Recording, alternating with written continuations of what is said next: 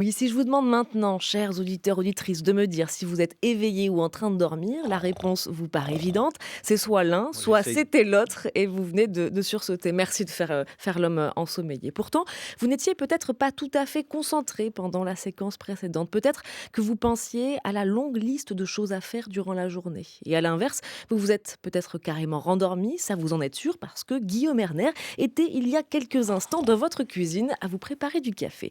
Simple distraction d'un côté, votre esprit divague mais vous êtes en état d'éveil, incohérence totale de l'autre et donc forcément rêve et sommeil. On aime bien ranger ces expériences mentales dans des cases très précises, pourtant la frontière entre l'éveil et le sommeil n'est pas si claire. Delphine Oudiette est directrice de recherche INSERM et co-directrice de l'équipe Dream Team à l'Institut du cerveau.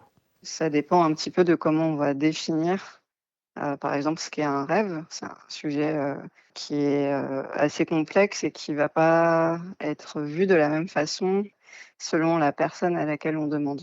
Donc, si on parle à quelqu'un, du grand public, souvent le rêve va être perçu comme quelque chose de bizarre, scénarisé, un peu foufou, quoi.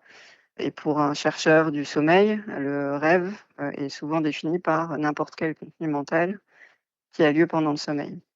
Mais du coup, avec cette définition, on peut accepter, je sais pas moi, je mets un plat au four, ça va être considéré comme un rêve s'il est collecté juste après une phase de sommeil et du coup ça permet pas de répondre vraiment à la question, d'une différence fondamentale de nature.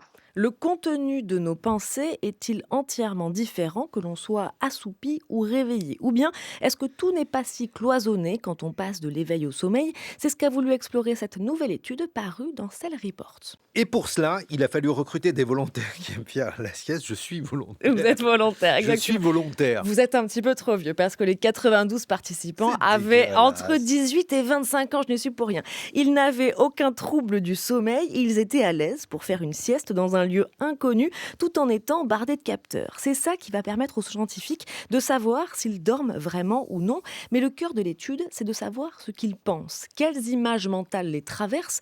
De façon répétée, ils ont donc été interrompus durant leur sieste. Dès leur réveil, ils devaient détailler ce qui venait de passer par leur tête et qualifier ces expériences mentales. Résultat, on distingue 4 états mentaux. Celui où on a la sensation d'être éveillé et de ressentir le présent, on entend le bruit de la rue ou son ventre qui gargouille.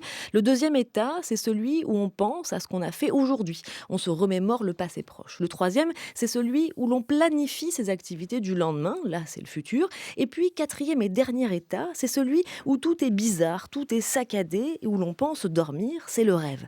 Mais la véritable découverte, c'est que tous ces états surviennent dans toutes les phases d'endormissement, de l'éveil pur au sommeil réel. Le rêve n'est donc pas réservé au sommeil.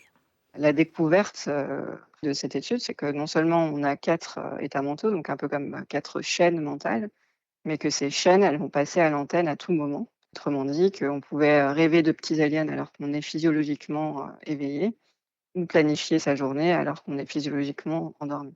Ça implique que les stades de sommeil tels qu'on les décrit avec la classification internationale ne sont pas forcément alignés avec, un sommeil, mental, si je puis dire.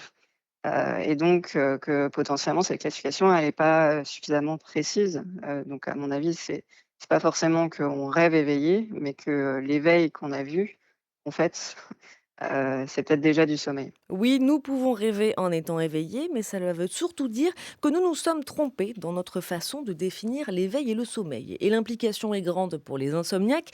Ils n'ont jamais l'impression de dormir. Pourtant, ils sont dans les bras de Morphée selon nos standards en physiologie. En revanche, peut-être que certaines de leurs chaînes mentales ne s'allument jamais. Peut-être n'ont-ils jamais accès à des expériences mentales un peu bizarres. Peut-être sont-ils davantage bloqués sur des sentiments du présent, ce qui les pousse à croire qu'ils ne dorment jamais et sont toujours aux portes du sommeil. Changer notre définition même du sommeil permettrait donc d'affiner notre compréhension et surtout de mieux prendre en charge ces troubles.